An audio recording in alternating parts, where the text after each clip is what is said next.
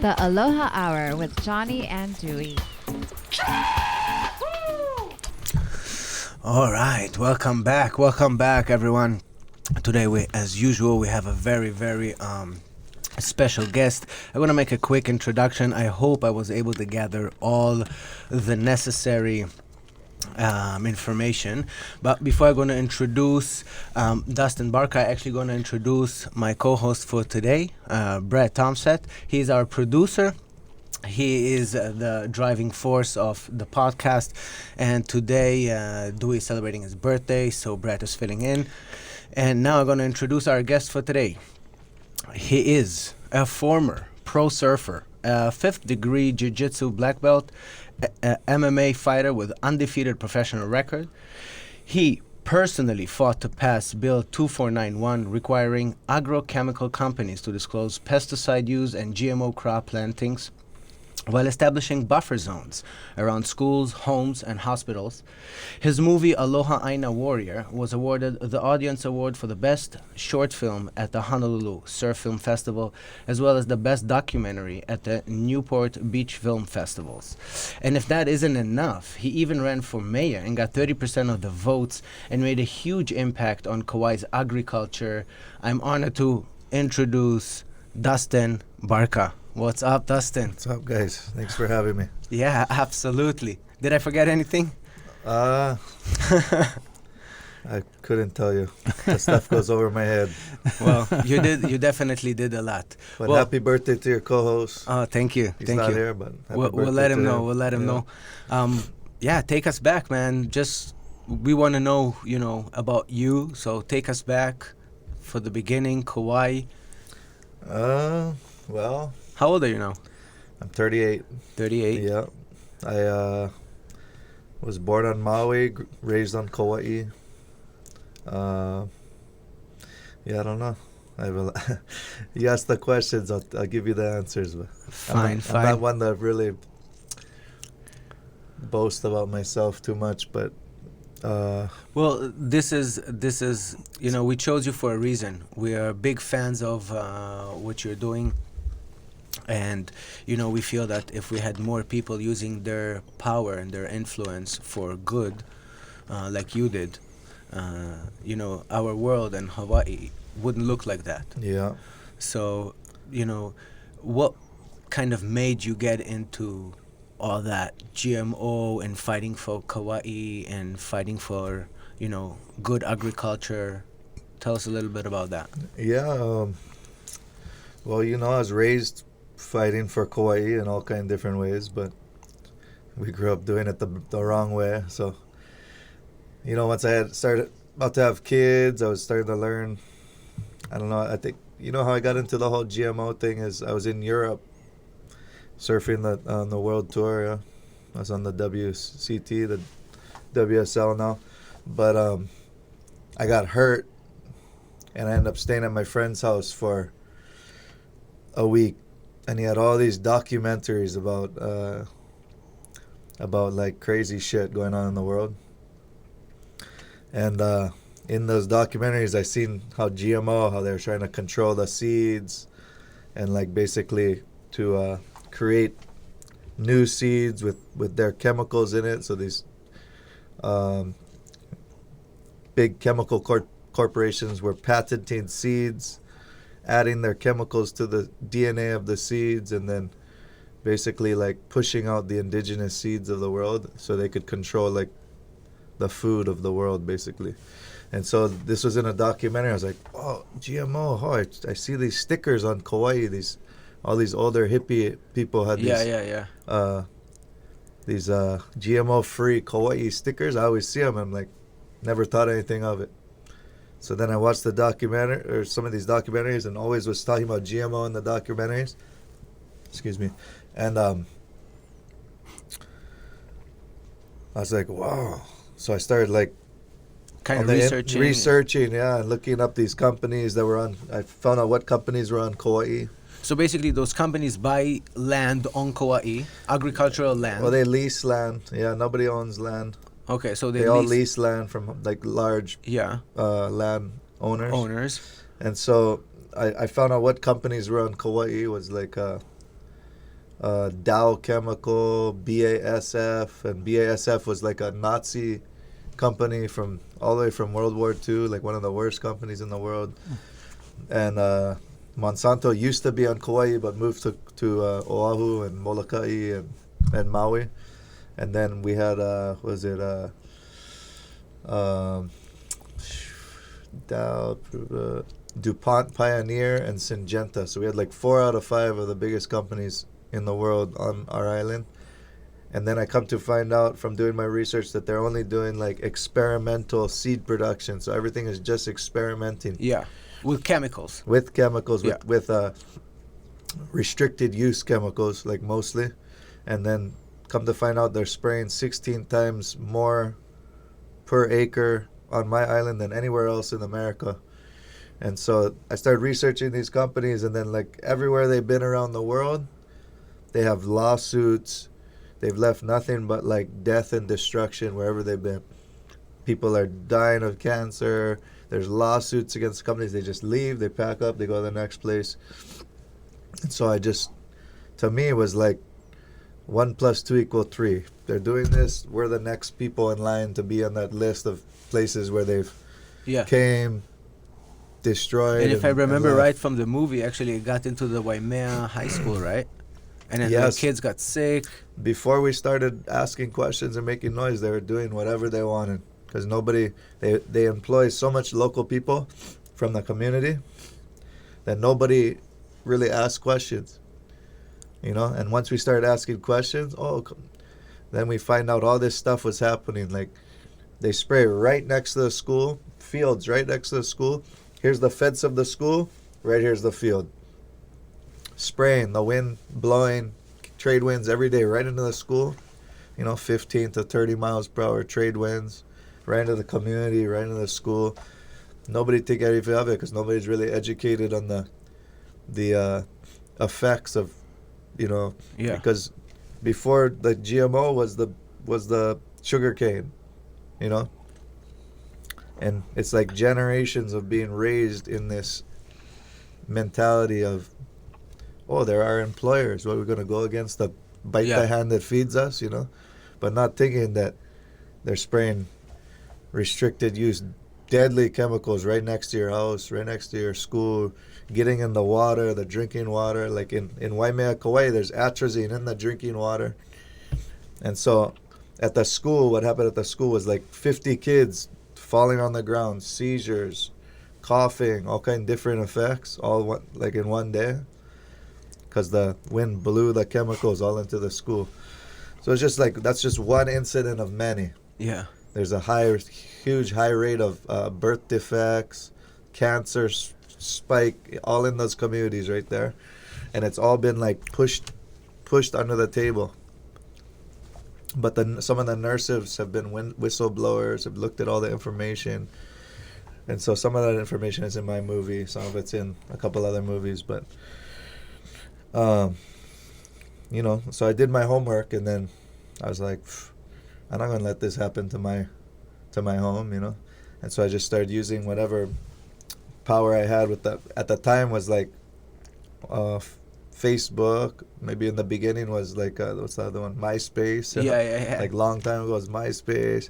Then we go into Facebook, you know, I'd get like 500 people see my stuff, 1,000 people a day. So it's like, I was just using my whatever. I wasn't even that famous or had that much power, but whatever power I had, I was trying to like spread the message and educate as much people as I could too.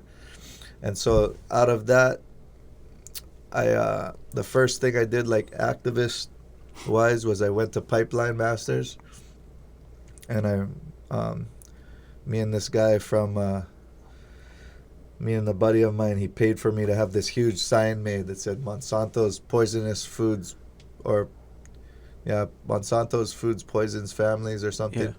And the finals there, Kelly Slater and all these guys in the finals, me and my little buddy, we walked the beach right in front of everybody during the finals. 40,000 people on the beach, right in front of everybody, right along the shore. We were holding the sign, yeah. Everybody, what is Monsanto? What is that? What is this? And that kind of sparked. And that like made like a, and then on the live, going to 1 million people. Yeah. They made like poof, like wildfire. What's going on? Yeah. And so that was just the first thing I did. Then the guy, my buddy, he had a little bit of money. He made this movie about Kamehameha schools leasing land to Monsanto. And he had a non-profit and people were giving him money. So he said, oh, what do you want to do next? He wanted to like support me. And so I came up with this idea to do a march. I said, oh, what should I do? And then it was like the months were coming up, like February, March. I said, oh, March. And then in the month of March had 5 weekends, 5 Saturdays or Sundays. So I said, oh, every Sunday we go to a different island. So we did the March in March. It was the first thing I did. We went to, started at Haleiwa. We had like maybe 1,200 people. I thought it was maybe going to be 100 people. I show up in the morning, freaking 1,200 people. Insane. Yeah, like, I was like, holy shit, this is unbelievable. Marched through Haleiwa. That just like, boom, kind of like started a... Yeah, like a snowball. Yeah, snowball effect, like then we go to Kauai. Kauai had like 2,000 plus people, pouring rain. And we went to, I went to Poipu because it's like, strategically I went there because it's like the tourist capital of the island. Yeah. It's like going Waikiki, Yeah. And then in Poipu was surrounded by GMO fields. Nobody really knew, but all over there by the hotels is all GMO fields. And so we go to Poipu, pouring rain. I'm like, nobody's going to show up.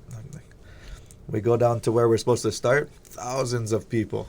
Let's go. I'm like, holy shit, this is crazy. Never would have thought that we'd have that much people. Like, and then... how did it make you feel? That the people get the message? You felt like... Yeah, I mean, it was worth... It was pretty amazing to see, like, that much people, all, like, mix of people, all Hawaiian people, white people, black people, all kind of people marching together. But all the marches, I always put the Hawaiians in front because, realistically, this is their home. We're all just visitors. Even though we all born and raised here. To me, I grew up with Hawaiians my whole life. My stepfather was a Hawaiian. I feel all his pain growing up. I just understand the struggle of them. I always put them in front. They're the true leaders of the movement, Absolutely. So, next one, we go Kauai. Then we go Big Island had like almost 2,000, like maybe 1,200 people around there too. Hilo. Then we go Maui. Maui had like 2,000 people. Then the last one we go Molokai. Molokai had like hundreds of people. And Molokai is bad, man. The whole town over there, Kaunakakai, is like surrounded by Monsanto, the biggest employer on the island. So it's heavy. Yeah, to see that right next to all the schools, preschools, everybody's surrounded. And just out of curiosity, the bill you guys passed, is that also for Molokai, or is that only for... No, the bill, the 2491, that came out of those marches. So one of the politicians seen that the march, and he's like, one of my partners, the girl Fern that I work with, she's like really close with one of the county council members. So they work together and get this bill written and put in. And so that started like this huge thing. And so like for months we was going to meetings, hundreds of people show up, testimonies. Then the chemical companies pay all their employees, miss work. All of them bring all their employees to go testify. Then one day they had one huge one, all day from 8 in the morning till 3 in the morning, people testifying. All day from 8 o'clock in the a.m. till 3 a.m. Crazy. That's insane. And then still they don't pass the bill. We're like, what the fuck?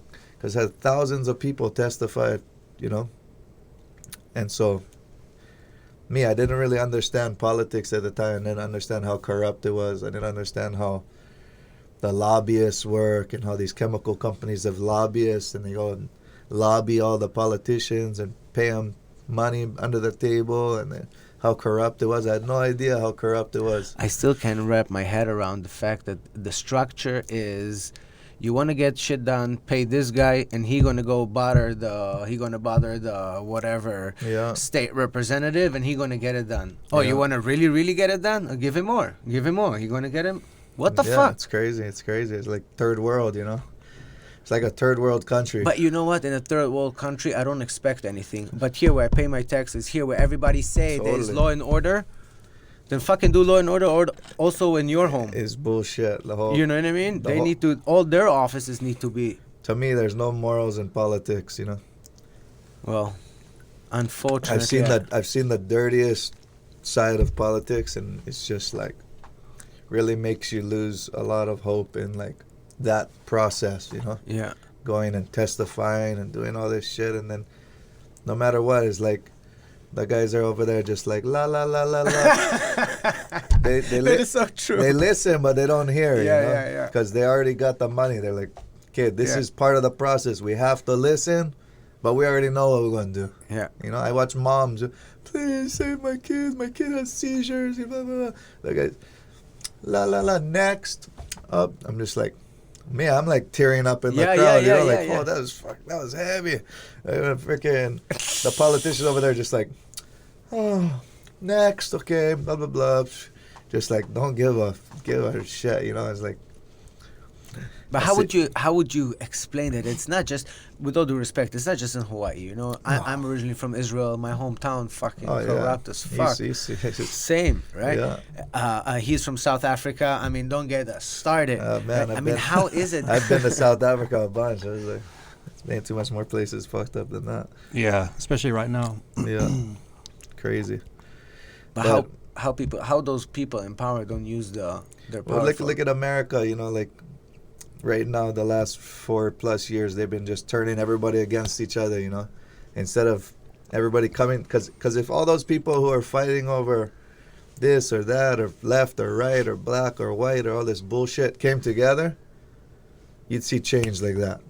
100%. But what they do is they strategically divide and conquer. It's the oldest trick in the book, you know. Oldest trick in the book. And that's what's going on right now. You look in America, it's like, you look all over the world, it's just divide and conquer. Yeah. It's crazy. And they use the media and they use all this shit to divide and conquer the people. Because they know if all these people come together as one and they want that positive change, it's going to happen like overnight. You know? And that's, I mean, I've seen it firsthand here in Hawaii big time because, you know, like when we tried to get the bill passed and whatnot, they strategically turned it. We had red shirts just because the red and yellow is like the ali'i Hawaiian color. So we said, we're going to make our shirts like this because it's strong. They make it, red versus blue. So, like, they take all the people from the other side because even in soccer on our island, Honolulu, like the North Shore, is red in the soccer uniform. Yeah. The west side is blue, and the west side is where I do all the GMO farming, right? So they say, look at these white privileged people from Honolulu want to change the way you guys live. They want to take your jobs. They want to. So they did like this divide and conquer. They made it brown versus white. Yeah. They make it red versus blue. It's like Bloods and Crips. Next thing you know, we're at these meetings. Everybody's wearing red on this side. Everybody's wearing blue on this side. And it's like, I'm over there like, holy shit, this is like freaking Bloods versus Crips. This is crazy. Like, they just did the meanest mental game, twist. twist, boom. Just divide and conquer, white versus, just like what they're doing in America at the highest level, you know, like through the media, through you know, whatever, they create this division, you know. And if it's like we said, you know, it's the oldest trick in the book, and we're seeing it worse than ever right now. Worse than ever. And that was like a little taste of it back then when we were doing the bills. Now is like on freaking steroids, like a tsunami. So if you're already talking about now, what do you think about Capitol Hill? Oh, it's crazy, you know. Even if you're Republican or Democrat or whatever you are, there's definitely corruption going on with the voting, you know what I mean? And you cannot deny that. No matter if you support Trump, you support the other people, there's definitely some crazy shit happening in that voting. Never in history did you see voting take weeks to count the votes. Usually it's one night, you know who wins the next day. Forget about that. In Hawaii, just you to know, you had the ballots and you had to go, right? There was one in downtown. I swear to God, there was one in downtown in the middle of a park. Oh, I heard. Seen But pictures of but, it. but just staying just like that. No supervision. You could put any. You can pee inside for all I care. You know, Yeah, like you yeah. could do whatever. I No seen- no supervision. So I mean, I seen pictures of it. I was like, yeah. yeah, it was. How's that? It's the crazy. How's that okay? This is the craziest time. I mean, we're going to. I mean, hopefully we're going to experience ever in our lives. But every generation has a crazy pinnacle of that period. Yeah. of Do you time, think this know? is our Holocaust? This is our World War II? I think we're coming into that time for sure. I mean, you see the same blueprints. You know, you see the similar steps that's happening before, you know, Nazi Germany and other things that happened in those times, you know. So if you study history and you start looking deeper into it, you can see the blueprint that's being followed right now to like mostly break America, but the bigger picture is they want to break the world at some level, because they want to kill the dollar. They want to turn everything into a digital currency. They want to put everything under the United Nations, not under like single countries being able to control their own futures, you know. They want United Nations to control all the countries as one. So it's like a one world government, one world currency, one world banking system. And that's what you see right now. Like there's videos of the World Economic Forum with all the most powerful people in the world the last few years before COVID, talking about how they need the Great Reset. And then all of them talking about, no, oh, this is the Great Reset. This is the Great Reset. So they use this pandemic as the tool to create the Great Reset. They're going to reset the economic stability of the world. You know, they're gonna set forth a new way of governing, a new way of banking, a new way of doing everything. And they've been talking about it for years. And if you don't watch Fox or CNN and you actually go out and do your own homework, you're going to see a whole different story than the ones that's dividing everybody. You know, it's like there's a way bigger picture than just Trump versus this person. Did you guys right. hear about Jack Ma, the owner of Alibaba, missing? Oh, No? I haven't. So Alibaba started to do a currency of their own and basically have their own PayPal, the PayPal of China. And they started to take, I think they handled about 72 billion last year. And then the Chinese government said, come here, let's talk about it. You cannot do that. Continue to do Alibaba, continue to ship, continue to do this. But currency, banking, this is government. Don't go into this field. He thought because of all his money he's stronger, said whatever he said. Now he vanished. Oh, wow. Nobody knows where he is. The stock dropped a couple of percent. And I mean, there's uncertainty. What's his name? Jack Ma. Jack Ma? Yeah. Jack Ma didn't kill himself. Yeah. Said it here. You heard it here first. But, I was listening to a whole thing because, like, with China, it was on the NPR, like, where they were just talking about how they're moving towards a digital currency, just like you just said. Yeah. And then WeChat, which is their sort of that's how they control everything. I mean, you can file divorce papers on WeChat.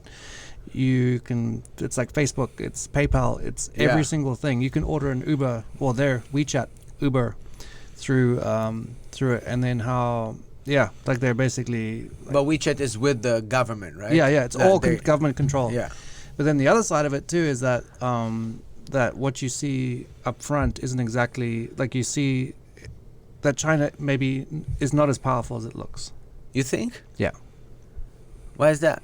I don't know. Just like they were just talking like the way that Xi Jinping portrays it, that like there's a front, but behind that wall is chaos. And it's just people. It's kind of like a North Korea kind of thing where they front like everyone's healthy and good, but everyone is like below the poverty line. So it's like it's like all smoke and mirrors, and that so everyone fears. And I think China is still a place to be feared because they've basically controlled pretty much all of Africa now. They are really powerful, but they're controlling a lot of the world. They've been buying a lot of land and assets all around the world and resources. Like Australia is like Chinese are coming in Australia huge right now too. So like they're if you watch George Soros talks in one of his last interviews about how China is gonna be like the front runner of the New World Order. So that's like the plan is for China. Yeah, and that's what they want. It's been the plan is for China to be like what America is now, and with the Communist Party of China, kind of like leading the way in the future of how governments are ran, so like even like with the COVID thing, China's the first one to do all the facial recognition. All this stuff was all started in China, and now it's like moved in, like Honolulu Airport, everywhere you go now is gonna have this facial recognition, all this stuff, and it's crazy because. Do you think that was premeditated? Like that was part of the plan? I do. I think so. I definitely think. I mean, I'm not a big conspiracy theory person. I kind of like just to stay in my lane, but I like to hear everyone's opinion and stuff. But I do think that it was released on purpose.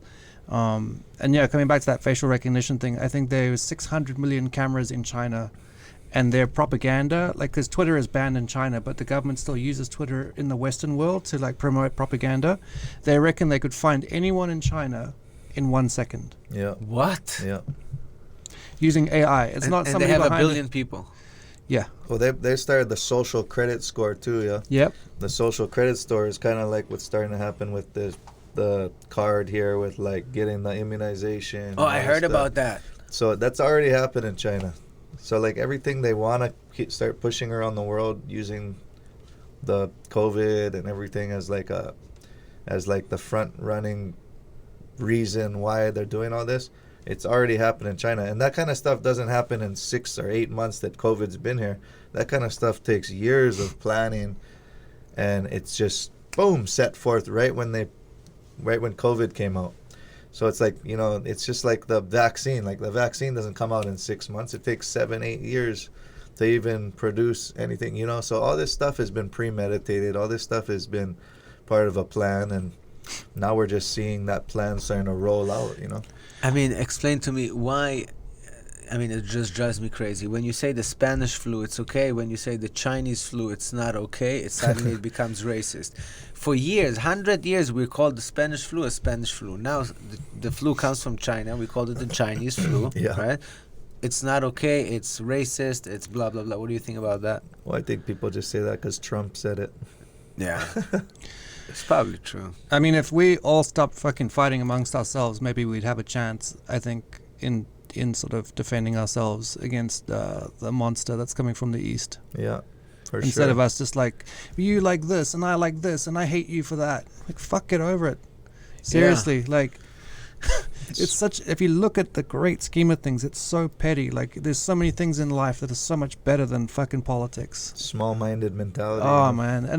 And the politicians on both sides, they see it and they play it. And I'm not a Trump fan at all, but he I don't know, man. Like, the dude just came out of nowhere and fucking riled everybody up and convinced, like, basically brainwashed a ton of people.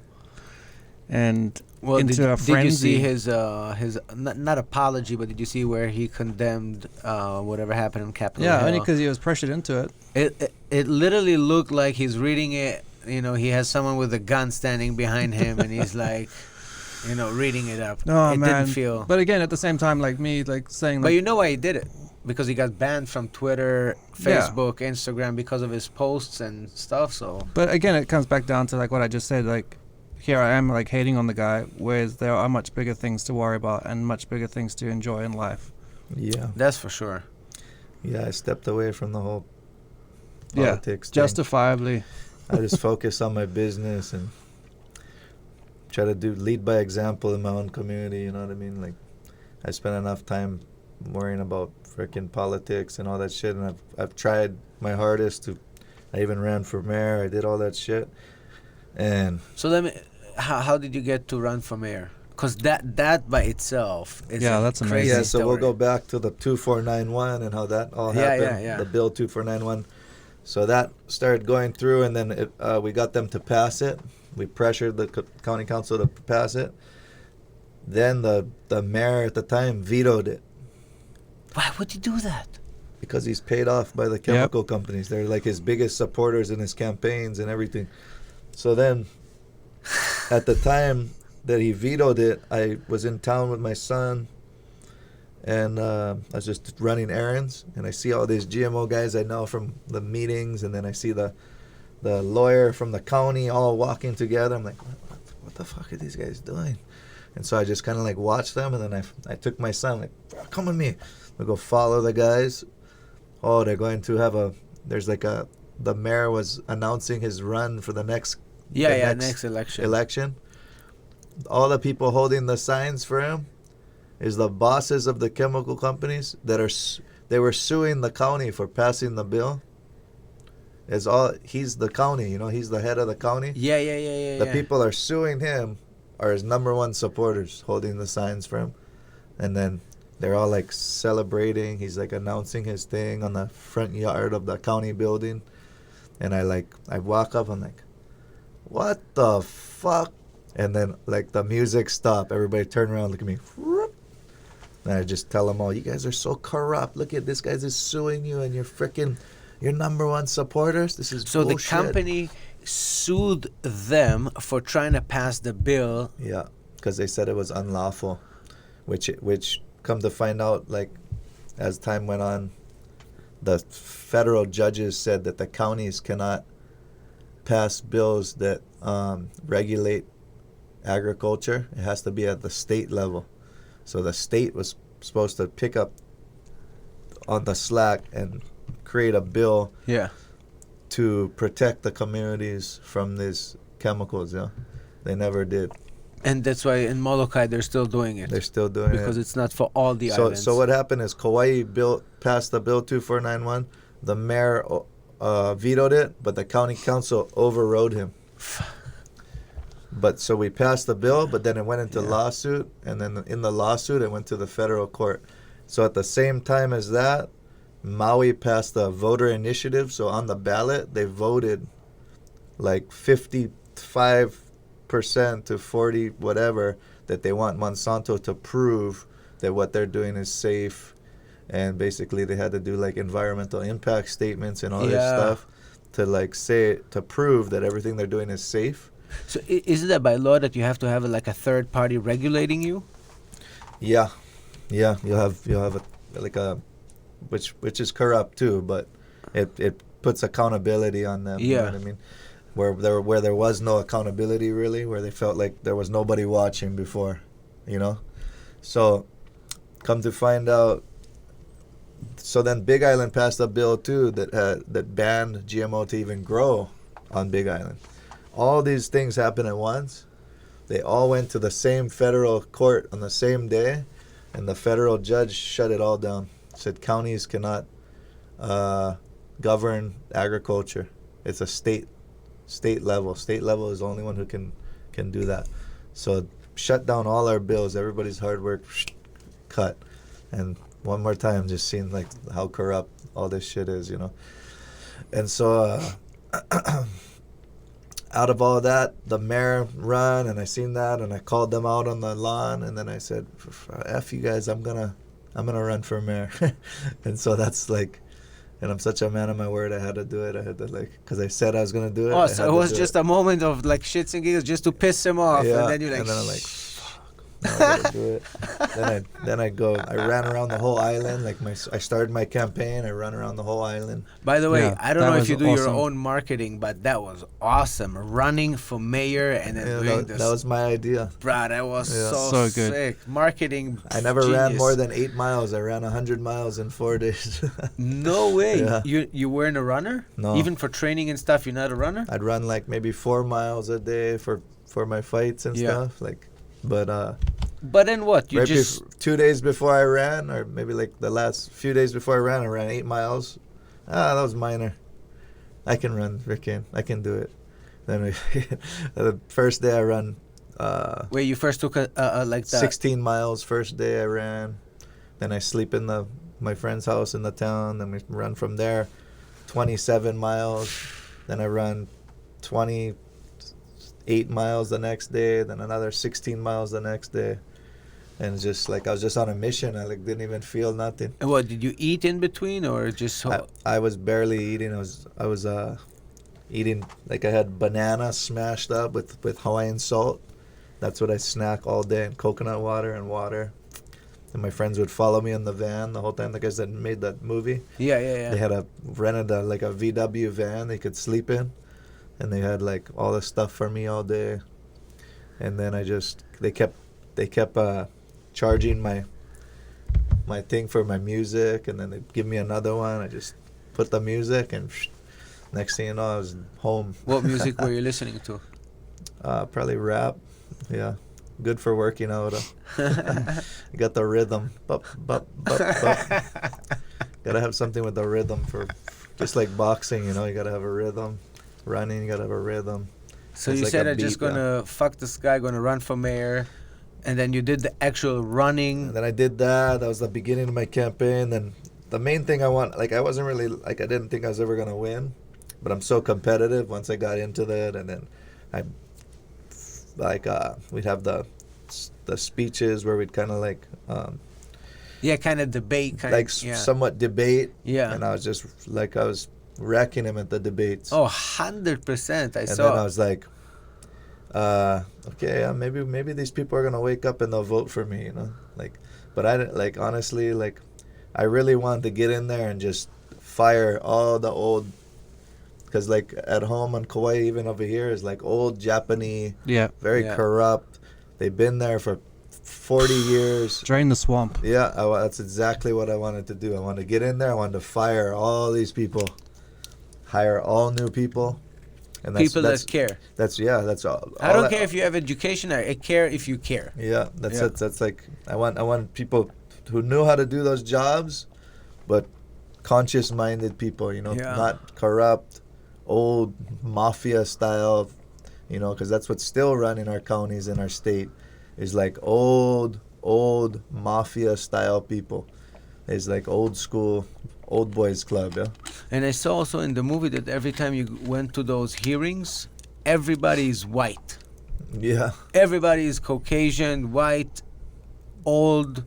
There's no Kanaka Ma'ole, there's no Hawaiian, there's no Kauaian. Yeah, that's why I got into it, because I went to all this stuff. I'd go to these rallies or anything and be all hippie white people. Yeah. Nobody, and then the Hawaiians go by them, they're like, how's these fucking hippies? They don't want to listen to those people. But it was important information, but they're not, strategically, I'm not going to listen to those people either. I know how local people mentality, you know.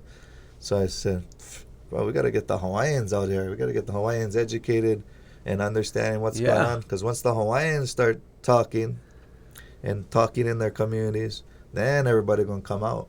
And that's how I got all the marches and everything going, because I strategically got local people talking to local people, Filipino people talking to Filipinos, white people talking to white people, you know. And so that's the only way you could ever get people to change, even listen. Because I just know how Hawaii is a prejudiced place, you know, the way I grew up, my whole life is very prejudiced. You know, the Japanese stick with the Japanese, the Filipinos stick with the Filipino, the Chinese stick with the Chinese, the Portuguese stick with the Portuguese, and the white people is just in the mist. And that's just the way it is, you know. And I knew that strategically, if I ever wanted for people to do something about these issues, we had to get the right people talking to the right people. And that's kind of But I think you running for mayor is basically what draw the attention, more attention, which created a big buzz. Yeah, we had the most. He looked like We had the most voters ever in the history of the island, signed up. Yeah. The most voters ever. More people voted in that election than ever in the history of Kauai. So it was a big awakening for people to get involved. Even though I don't really believe in the voting, I don't really trust the process with electric balloting and that shit. But it got people engaged, you know, and got people caring a little bit more and trying to get involved. But yeah, it was a big trip, man. It freaking took a lot out of me. It took me 5 years to heal from the thing. From the loss? Just the whole situation. People talking shit, you know, people write articles about me, talking so bad about me. People write newspapers, writing day of the elections, they write huge smear campaign just about me. Nothing about nobody else, just about me. Do you think that the reason why you didn't win is because of your early past? Maybe. Or is it just because they had I don't no even. power? I honestly don't even trust the process, but because I know, like, a lot of people voted for me, and then they made like not that much people voted for me, but. Well, I don't want to be 30% of like, the voters. I had like 37%. Yeah, Yeah. is a big number. It's a But big number, man. you know, For not a career politician against a career politician that is been in office already. forever. Yeah. I mean, 37%. It was good. That's it was huge. Good, yeah, but it just that part didn't hurt as much as like seeing my friends' parents on the road holding signs against me and stuff like that. You know, like people I know who have like political, financial gains from going Yeah. against me. Like the guy's gonna help their surf school, or the guy's gonna, and then they're going against me, and I know them my whole life. Those were the things that took me a long time to get over. Because for a long time, I'd drive through my town and be like, oh, there's freaking this guy. Fuck, I hate that guy. And I was so dark inside my own self because of, like, I was trying to do something from the bottom of my heart, you know? And I just seen, like, the ugly side of a lot of people, you know? So it was hard for me. Like, probably just my ego. Yeah. My ego got hurt. And that was a hard thing to get over. But do you think that you need to have an ego, even with having such a beautiful wife and kids and great life and being who you are? Who cares what people say?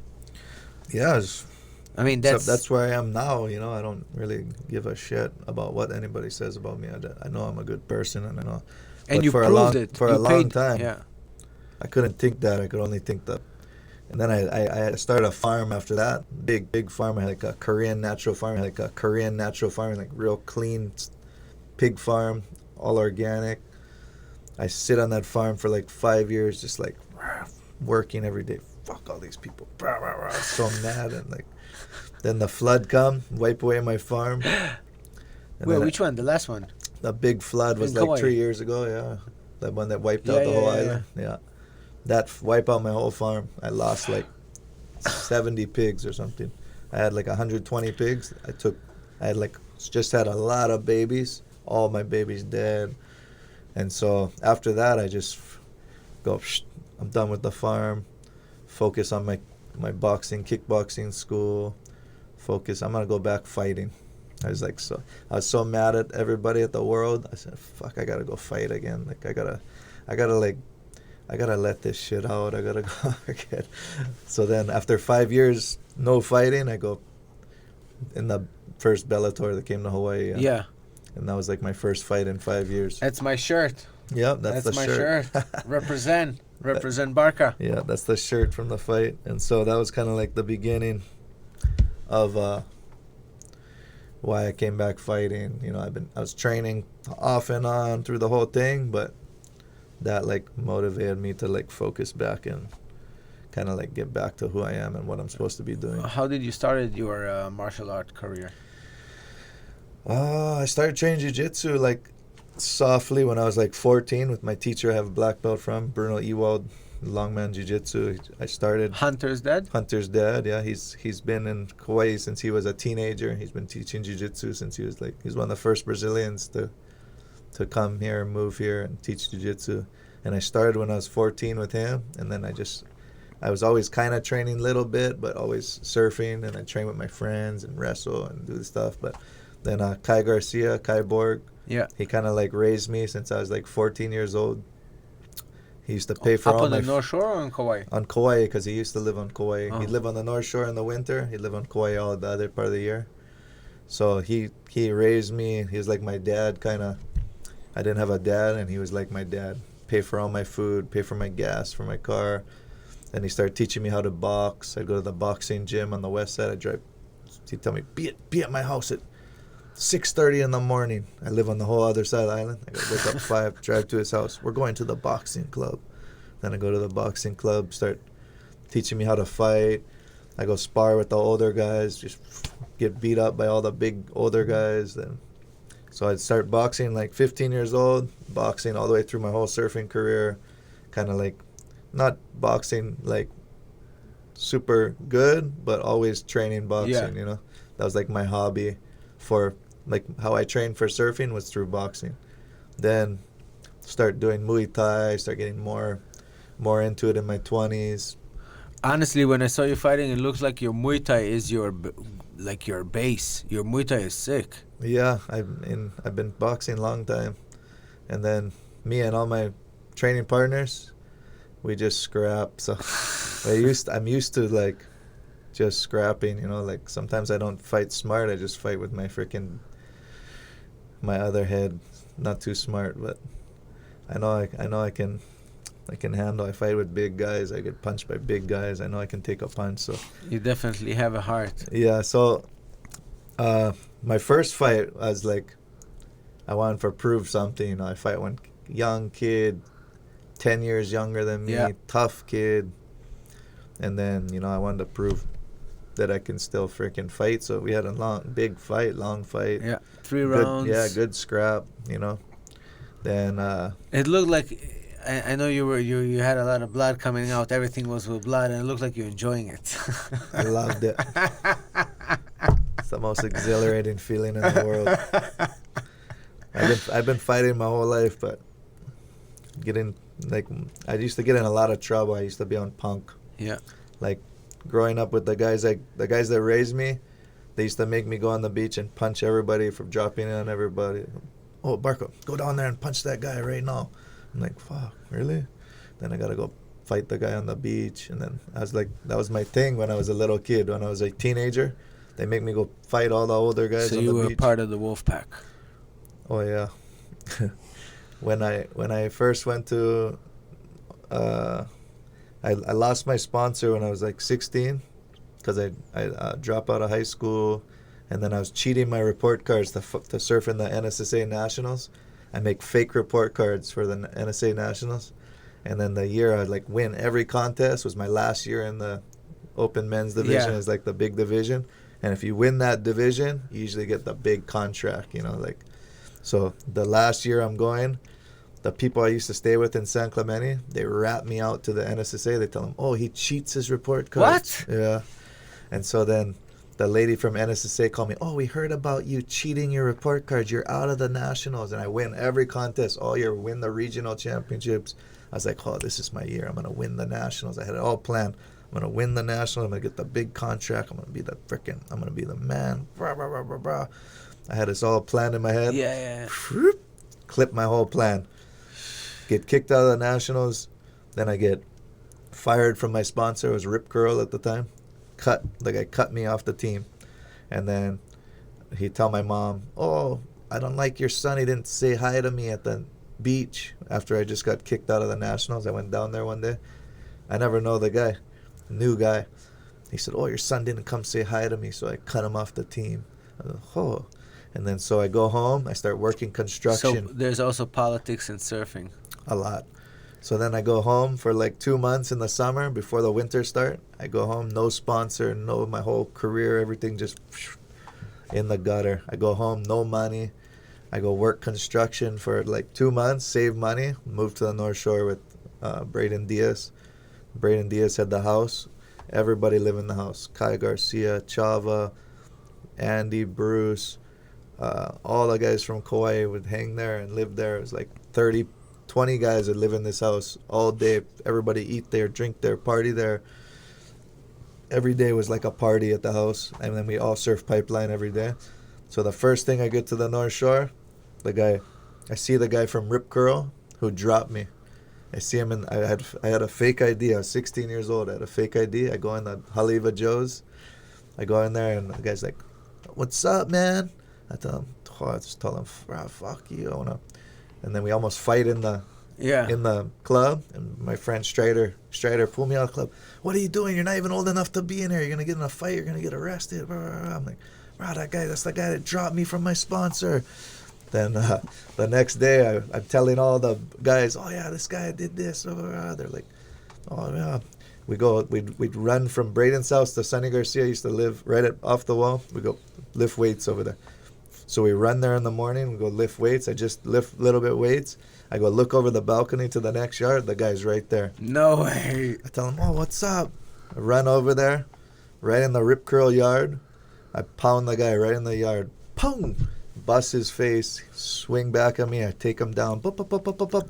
Pound him right in front of all Mick Fanning, all the owners of Rip Curl, everybody. First guy ever for beat up the team manager. I pound the guy right in the yard. I tell all the bosses of the Rip Curl, I tell them, fuck all you guys. Why you guys are driving your Land Rovers? I'm here eating frickin' Simon. Fuck you guys. Like, I had no money. I was angry at the world, young punk. Pound the guy, tell him, oh, fuck you. Then all the boys like, yeah. What would you tell all those guys that are just like that are mad at the world, what would you say? What did you learn from that approach? It's a short-lived lifestyle, I tell you.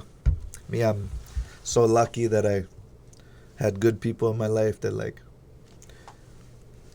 steered me away from doing drugs. Was it your wife and kids, or was it someone like a mentor or someone that took you under his wing into the right direction? Well, I had certain things that happened. Like for us, growing up on where I grew up in Kauai, like we were doing drugs and everything from a young age.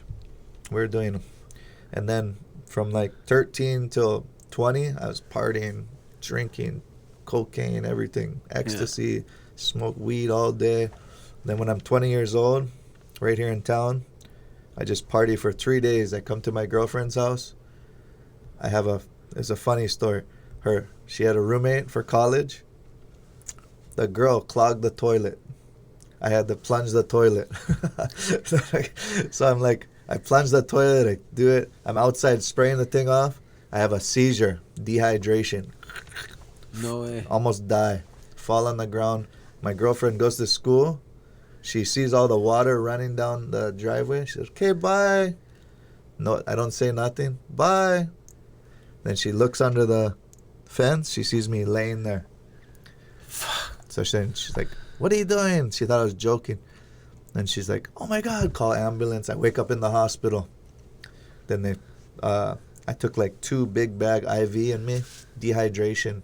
Mess up my whole nervous system because I was out for a long time, like 20 minutes, 30 minutes, out cold. Mess up my whole nervous system. So then I quit drinking, never did drugs again, ever since that day. Never did another drug. Quit drinking alcohol for like a year. Never did nothing ever again. So since I was 20 years old, I'm 38 now, I never did one drug ever. So that was the thing that really saved me from like a lot of shit that happened to all my friends. All my best friends became drug addicts. Oxycontin, because all my friends that did cocaine and stuff, they all started doing Oxycontin. They snort Oxycontin. Next thing you know, they don't even do cocaine. They do Oxycontin. All my friends did Oxycontin. All of them start backstabbing each other. Freaking, now a lot of my friends are dead. Most of my best friends go to AA, NA meetings every day of their lives now. It's pretty heavy. But I'm the only one that never got into it because of that like experience. I just had a couple of experiences in my life that were life-changing experiences that kept me away from all the bad that ended up happening to all my friends. Because like our crew, like the whatever they wanted to call us, the Wolf Pack, we never call ourselves really the Wolf Pack, but people call us the Wolf Pack. All my best friends, majority of them turned to drugs, and that's what ripped that whole crew apart was Oxycontin. They had a doctor living in the house, a homeopathic doctor who could write prescriptions. This guy had a clinic on Kauai. They bring him to Oahu, living on the North Shore at the house, writing prescriptions for everybody. Everybody cruising on bottles of Oxycontin this big, everybody. And I was just watching it like, holy shit, this is freaking crazy. Thank God I don't do drugs. Like, and I watched the demise of everybody, and I was the only one who'd like, tell my friends like Andy, who ended up dying using those same drugs. we almost fight because I'd be like, bro, what the fuck are you doing? Bro, I love you, bro. You gotta like. But you can't stop those people. You cannot. It's just like if nobody, if somebody doesn't want to help themselves, then nobody can help them. If they don't want the help, nobody can help them. And so, yeah, it was a hard road. Now a lot of my friends are better than ever.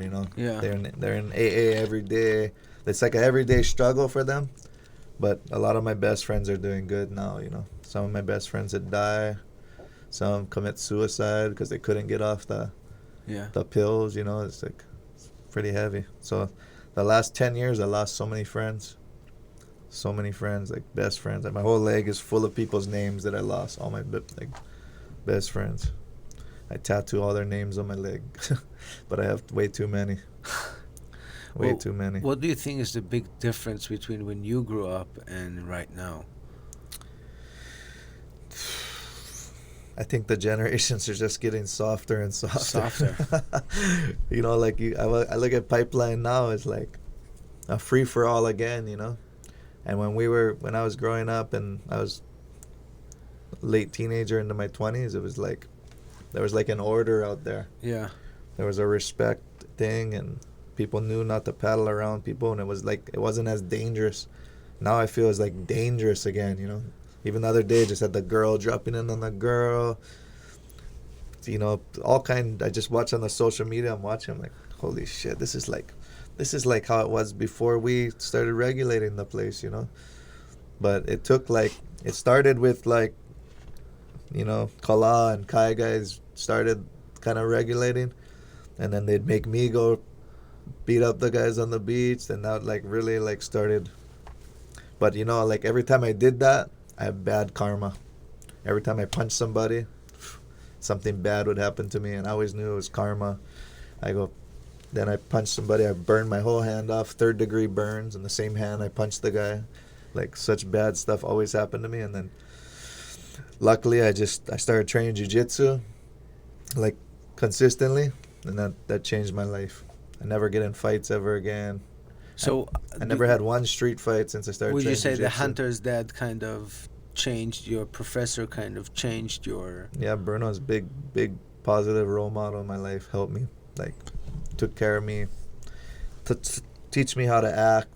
Just he lead by example. He's not a punk, but he tells everybody straight. Like anybody who's selling drugs, anybody being an idiot, disrespecting. He's no scared for tell them you're being an idiot. What I mean? Yeah. So it's I just I plus I represent him. I represent his gym. I represent all our people in our gym, and that's just once you start getting that mentality, the humility that you get from jiu-jitsu and everything is it's a life-changing thing. So when I was 22 or whatever, when I started really training jiu-jitsu a lot, is where I never fight. I never get in trouble anymore. Everything started changing positively in my life, and then that gave me the fearlessness to do the other things like the GMO stuff. And then all these things happened after I started training jiu-jitsu and building this. Before I was an insecure little punk kid. Once I started training a lot, started becoming comfortable with who I am, I don't know not as much insecurity, and then you're I'm not scared to stand up. I'm not scared to say something because I'm not worried about what anybody's going to say about me. I'm doing the right thing, I'm not out here doing shameful stuff that I got to be ashamed of. I'm doing good stuff. And also staying calm under pressure. Yeah. Back in the day, I know for myself, I was emotional. Someone would say something, I would immediately whoa, what the fuck? Immediately. Yeah, me too. But jiu-jitsu kind of makes you calm down and whatever. It makes you, because you get put in so much bad positions. You have to come up with a solution without freaking out. There's always a way out. There's always a way out in a jiu-jitsu position. Yeah. There's always a way out. You just gotta calm down and think under fire. 100%. And what jiu-jitsu teaches you to do, it teaches you to think under fire. Think in the fire, without getting burned. Yeah. And so that's where you put that mentality into your life, to where any situation you're in life, there's a way out, a positive way out. Yeah, you don't have to do something stupid. You don't have to freak out. You don't have to. Yeah, so that's what I've taken from jiu-jitsu. And then once my friends died, once Andy died, that's when I started fighting, because I was like, I was always scared. My ego kept me from fighting too. I always wanted to fight MMA my whole life. Ever since I was a kid, I always wanted to fight MMA. But in my head, I'm like, way too much ego. Oh, I could never put my name on the line, and if I lost, how freaking shame I would be, or, you know. So once I lost my friend, and then he came to me in a dream, and it was like me and him in the clouds. Not like the kind of dream you see him at the party, and he's like, yeah. No, it was me and him in a cloud, and he's like, don't worry, because I was super fucked up from him dying. I never lose anybody super close to me. That's the first one. He's with me in the cloud. It's like him, but he's like a hologram. He's like light, but it's him, but he's not. He's like see-through almost. It's a crazy dream. And he tells me, don't worry about me. I'm all good. I'm in a good place. We're all going to be together someday. Don't worry about it. I love you, bro. Don't worry. And then before I could say anything, he gets sucked away in the light. In this like light. Pull him away. I wake up crying. After that, all the crazy stuff I do them all. Like everything I want to do. I used to be scared of dying. I used to be scared of failure. Now he told me that we're going to a good place. I'm not scared of dying. I've always wanted to fight. I'm like, I'm gonna fight. I'm gonna fucking do this. I'm not scared to do it anymore. What did your wife tell you when you suddenly came back home and you told her, I'm gonna start fighting again? She always supported me. So there was we're not together anymore, but she always supported me, whatever I was doing, because she knows I'm crazy. Even if she doesn't support me, I'm still gonna do it. Because if my mind's made up, I'm gonna do something. No matter what anybody tells me, I'm gonna do it. So that's just the way I am. So I said, I'm gonna start fighting again. Then my friend Pat Tenori, who owned Ruka, he always tells me, bro, you gotta fight again. I'm like, then I told him, fuck, I want to fight again. He's like, okay, I'm gonna set up your fight camp. You're gonna come to California. I'm gonna set up all the training for you. You're gonna go strength conditioning here. You're gonna go train with this guy here, and then, boom, I did that 3 months fight camp. Got myself back in shape, mentally, physically. And then I fought that first fight, and then last year I fight my second fight back. And now I went 4-0 with that last fight, and I was like, yeah, I had 2 big professional fights before, and then I started doing all the GMO stuff. I fizzle out from the fighting. Yeah. Even though I was training, I wasn't training like I was before. And then I come back, have 2 big fights again. Pretty crazy because I didn't fight for 5 years. I go right into Bellator, you know, like.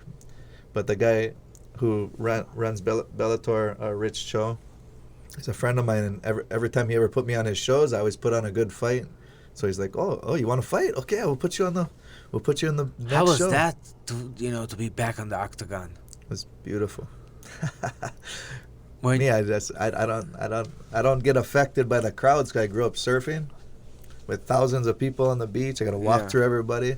Like a lot of people get tripped out by crowds. I don't. Fuck. I'm in like a tunnel vision. I'm super. Every time I fight, I'm like in like a tunnel.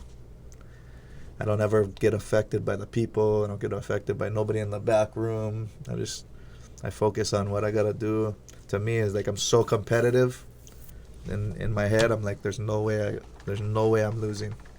I think about every way I could possibly lose before it even happens. For my whole training camp, I think about every way I could possibly lose, and I see those scenarios, and I see what I'll do if that moment happens, and how I'm gonna win. So that's kind of like. And then I always manifest what I think is what I want to happen. Like my last fight, if I show you on my phone, in October, I fight in December. In October, I wrote what I'm gonna do in my fight. Dustin Barca will defeat Brandon Piper at Blaisdell Arena on December 21st by rear naked choke in the very first round. I wrote all that in my phone. I still have it in here. And I manifest, and I use the law of attraction, and I did it. And I show my friends sometimes. I said, bro, look at this. I wrote this in my phone in October because it says the date. Look at the date. And then, so I don't know. I always believe in that. I believe when I do that, there's no way I'm going to lose. Well, you gotta think that you're gonna win. If not, then Yeah, there's no losing is not an option. I always say that. Oh, good luck. Hope you win. Losing's not an option. It's like that's why I love fighting. I got burned out on surfing because like when I was surfing on the tour, I could always blame the judges. I could blame anybody but myself. Anybody but myself. Oh, it's judges' fault. It's the board's fault. There's no waves. It's the waves' fault. But fighting, it's all my fault. If I cut any corners, if I ever like cut short push-ups, anything is my fault. So anytime in training, I lose count of push-ups, I do extra 20. I lose, never do I miss one day. Never do I ever like make excuses. I always I know that I have to like never cut a corner. And like the work ethic is why I go in every fight believing that I can win, I agree. The work ethics is what gets you the W. And what are your plans for the next couple of years? You have a certain goal that you set? Right now I'm just focused on my school. My kickboxing school is doing really good. Super busy. Got a lot of teenager kids, and just really using that to empower people right now. Like a lot of women train with me. And it's cool to see everybody's like life's changed from training, And I train everybody like professional fighters. I've had my gym for a long time. I had a little MMA gym since 13 years. And I've had a crew of guys. We all been sparring and train together. And majority of all my fighters that train with me were all undefeated. Everybody's super tough fighters out of my gym. And up in Cali, you were training with Jason Perillo? Up in Cali, I was training with Nathan Corbett. Nathan Corbett is an 11-time world champion kickboxer. Beautiful guy. He's from Australia. And we end up meeting. Pat hooked us up. I started training with him, and we clicked like super close. Then he really like took my kickboxing to the next level. He's like the king of elbows. Oh yeah. You ever watch Nathan Corbett fight? He's like world renowned for his elbows. He's like ruthless elbow fighter. The first time I trained with him, he beat the shit out of me. My Pat, who owns Ruka, he said he never seen anybody get beat up like that in the gym ever. No way. Like I beat the shit out of me, but I never quit. And he's like, okay. So he brings you close range and then unloads. Boom, he's elbowing me all in my face, kicking my leg, elbow my head. Boom, boom, boom, body shot. Boom, elbow, kick the leg. Like for like one whole round, beat the shit out of me. But I never quit. And then he's like, okay, I'll train you. And that's like old school style, like test. Yeah. He like tested me and made sure that I really want to be a fighter, And then from there on, we like click. So any big plans for the next couple of years, just to focus on your school and just to take it to the next level? Just focusing on my school and my kids, and how many kids you got? Change as many lives as I can around my community. How many kids you get? I have 3 kids. Right on. 13, 10, and 6. And they surf or do kickboxing? They all do jiu-jitsu. My 2 younger kids surf, and my older kid's he's like my nerd, super smart. He's the brains. So he's like he likes to play video games. I don't really let him play video games, but as long as he goes to jiu-jitsu and boxing 5 days a week, I let him go on the computer and do his thing. But he has to do the boxing and kickboxing. 3 days jiu-jitsu, 2 days boxing. Are your kids going to school? My oldest kid goes to a private school 5 days a week in school, because if not, he'd be on the computer, and I don't trust him on the computer. So I pay the freaking $700 a month for the kid to go to school, because like He's just not the kind of kid that's gonna be on the computer not playing video games. He'll be telling us he's doing his work, but he'll be playing video games. You know? The other ones, are they doing Zoom or? They're like off and on. It's like A and B school days. Yeah. So they go like 2 days a week, 3 days a week the next week, 2 days. Yeah, it's a freaking messed up thing, man. And then I can't. Their mom works, and I'm teaching classes all day, so I gotta like trust my daughter that she's in the house doing her work. I gotta keep going and checking on my gym. I'm lucky my gym is in my yard now. Yeah, so easy for go check. Yeah, I go right out. Oh, you guys good? Okay, I go. Everybody's on the bags. I go check on my kid. Then she's 10, you know, so it's like. Then my younger kid, but I teach every day till about 1:30, and then I try to spend the rest of the afternoon with my kids.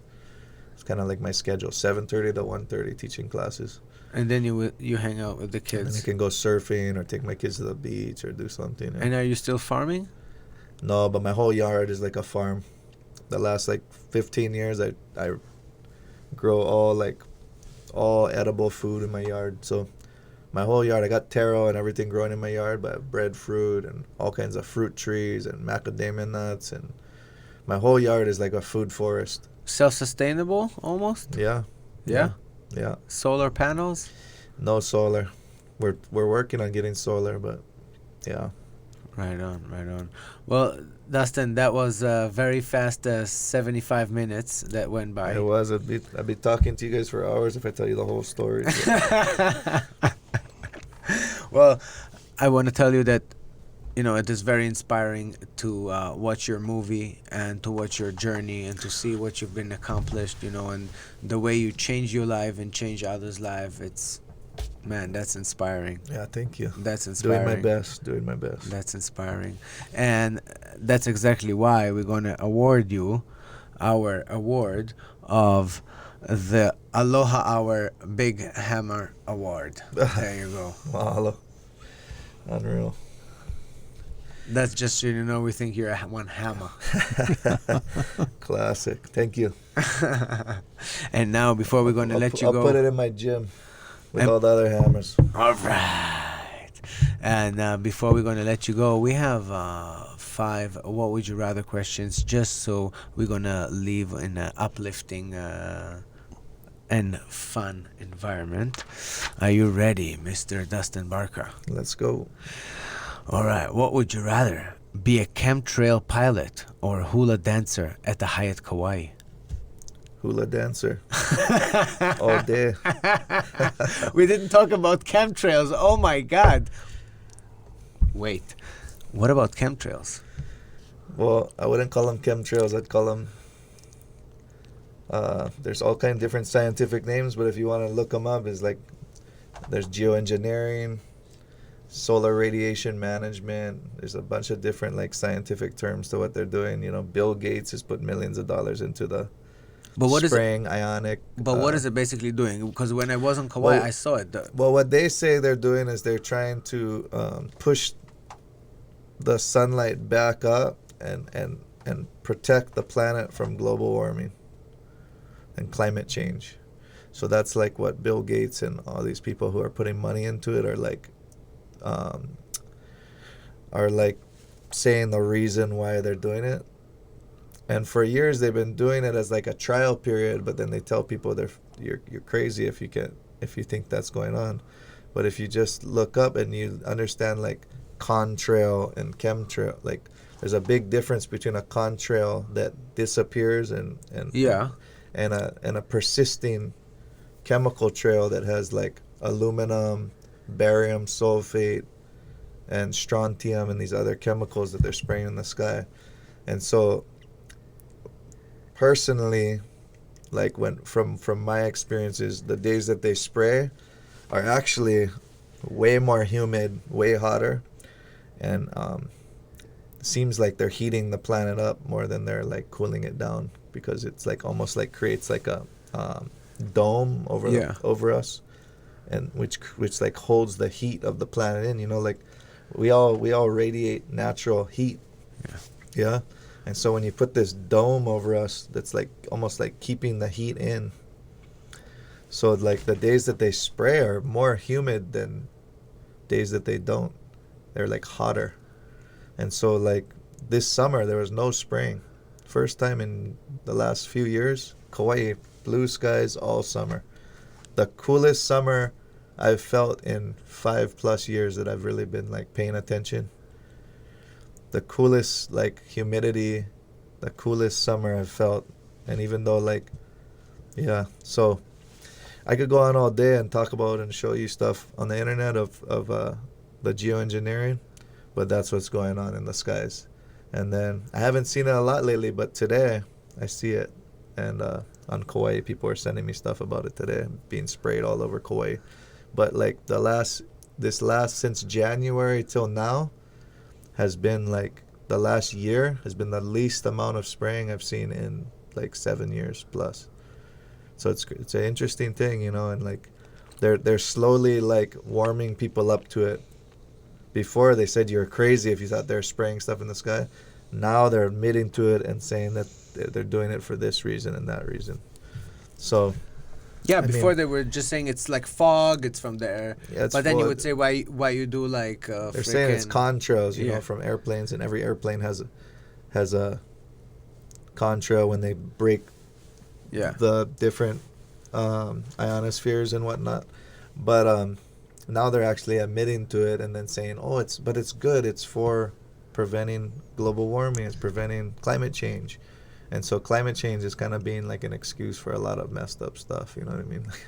My brain just exploded. Honestly, dude, like when people would say, talk to me about chemtrails, I would like, you're fucking crazy. Yeah. Like, chill the fuck out. It's like the ice, whatever bullshit. Yeah. But then Water particles. Yeah. And but then you think about it, you're like, but that, because of the heat hitting it from the atmosphere up there, there's way thinner air. Yeah. So therefore, if it's icy, the sun is going to evaporate it like that, Exactly. right? And that shit hangs out for like 20 minutes, 30 minutes, Easy. 40 hour Yeah. plus.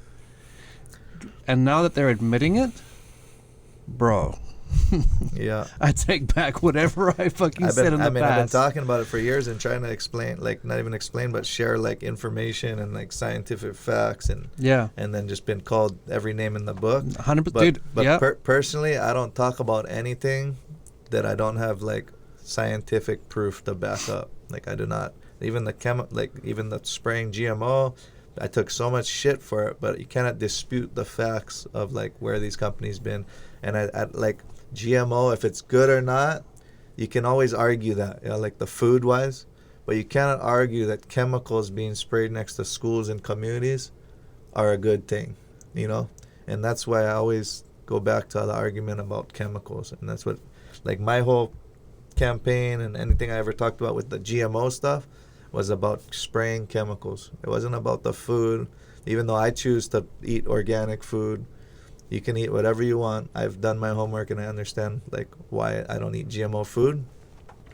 But the thing you cannot dispute is that restricted use chemicals are not good to be sprayed next to your schools, your communities, your freaking waterways, your water tables, you know.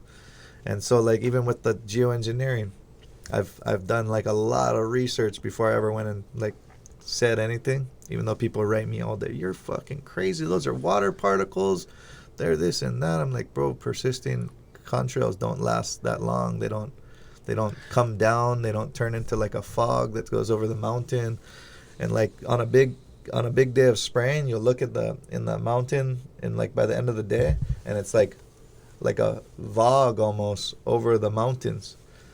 And it's like, it's crazy because it's like you cannot dispute like what you see with your own eyes. You know what I mean? now tell me, is it a commercial? Like, are they commercial jets flying over that are releasing that stuff, or is it like an actual plane that's designated to do that? From what I understand is like they've taken a lot of like commercial jets that aren't flying people, like old commercial jets that they take and they put tanks in and they use those to spray.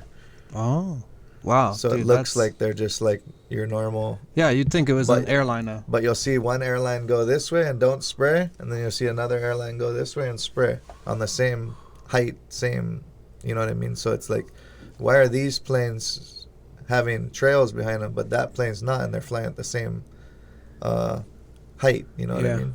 So it's just, there's just certain things where it's like, if you really start paying attention, you don't just listen to the bullshit and be like, oh, that's just a contrail. You're fucking full of shit. You don't know what the hell you're talking about. If you really pay attention, you say, what? Whoa. Why is that plane? Those planes just drove.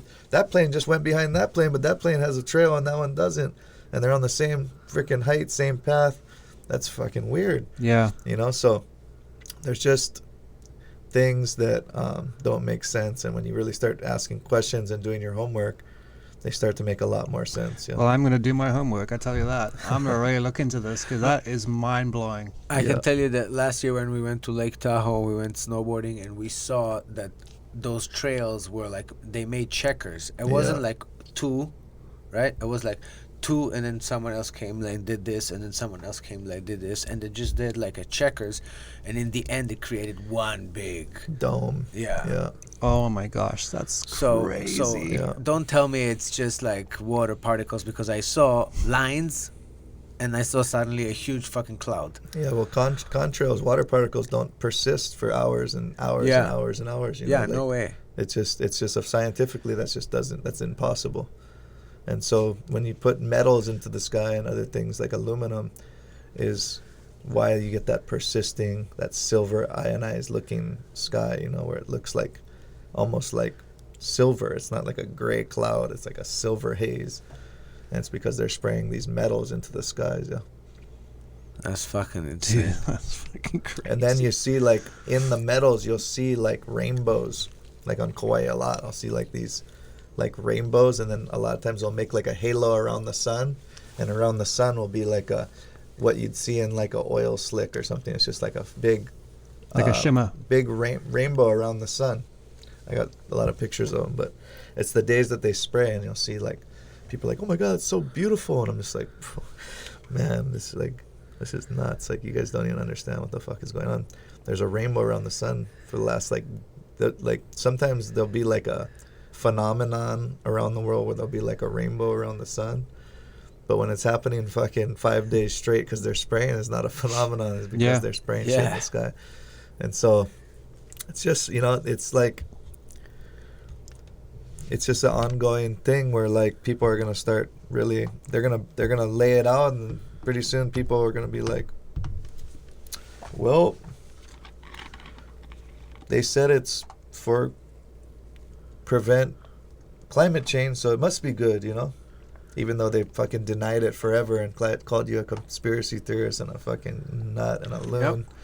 But now that it has like a something behind it that says, oh, it's for this reason, they're like, oh, okay, well, they're spraying in the sky, you know. And the same people were telling me I'm crazy, now they're like supporting it because it's for climate change or whatnot, you know. So it's just an ongoing shit. Well, one argument that I heard, I mean, if you spray something in the sky, because of gravity, it'll come down no matter what, right? Yeah. So how come those people don't understand this fucking lands on our heads? It's fucking the air we breathe. Yeah, and that's why you can see it in the mountains, especially because like on Kauai, there's no, like, the volcano wasn't going on for the last few years. There was no VOG for the last like year or two, and so people would be like, oh, it's just VOG. Like, bro, you don't even know there's no VOG right now. And the whole mountain would be silver, like a VOG, like how VOG is. Yeah. Like a whole mountain on a heavy spray day by the evening, all like silver. Like, we can't see the mountain. In Kauai, you can see the mountain. It's like a picture every day. Look like you can see the mountain. You cannot see the mountain. Then on the days they spray, it's like you can barely see the mountain. It's crazy. And it's like a haze. And so, you know, I step away because I've spent a lot of time trying to educate people, and now I'm just like really focused on just making money and focus on my business and helping people better their lives. And I've done a lot to try and like educate people, but it just takes a lot of energy to like, you start getting too connected, like it's to what way on people you. say. They start taking my energy as like, you know, as like mana suckers. They're like energy suckers. They want to come argue with you on the internet. And I spent so much time bullshit, wasting my life arguing with people on the internet that no matter what facts I give them, they're not going to change their mind. They're just there to to like call you Yeah. names and fucking argue with you on the internet. And to me, is like, I finally got to the point where I'm like, fuck, I don't need to be measuring freaking dicks with people on the internet all day. It's just like there's no winning. No. It's like No. there's no fucking winning. I might as well just focus on my own freaking life and health and have fun and still live my life how like lead by example. I don't need to go like prove to anybody that I know fucking more than them about anything, because I can just do it by living my life a certain way, you know. Well, I personally still want you to go to be the mayor. I still want you. Maybe one day you will change your mind. You run for mayor. Maybe when I'm 50 or something. I'm gonna be your. Yeah, I think there's an age limit. Like there's a minimum age you have to be in parliament. Yeah. So once you hit like 60, you're like, you're old enough to be in here. A lot of people just told me I'm too young, you know. When I ran when I was 32 years old. I mean, look, just real quick, that guy that just won Georgia, the youngest senator, Yeah, whatever. And I mean, that's how long has it taken to get to that point, you know? But anyway, that's a totally different subject. We could really be here all day. Oh, fuck! I tell you, we'll be here all day. Well, Anyway, let let's me knock go these out. to. We didn't even go into Mauna Kea or anything. Yeah. Oh shit! Gotta come back. You gotta come back, Dustin Barca. Well, let me ask you our what would you rather question number 2. What would you rather have, an extremely long arm or a humongous toe? Long arm. For slapping. Can jab the shit out of guys. What would you rather, win the Pipe Masters or win the Bellator belt? Bellator belt. Ooh, nice. What would you rather, surf in your gi for the rest of your life or train jiu-jitsu in a wetsuit for the rest of your life? Train in a wetsuit. I drown in a gi. Guaranteed. And our last questions for you is, what would you rather, have your next fight's walkout song be Living in America by James Brown or Utu Bang Bang by Kaikena Scanlon? Utu bang bang. All day, All Utu day. Bang Bang. Guaranteed. Right on, Dustin. Thank you so much for Thank coming you. in, my man. It was such a great pleasure. Pleasure. Thank you guys for having me. Yeah, thank you. Appreciate it. Thank you. We're out. See you the next time. Thank you, Brett, for jumping in. It was a great pleasure. Yeah, this was awesome. Take it easy. Aloha. Aloha.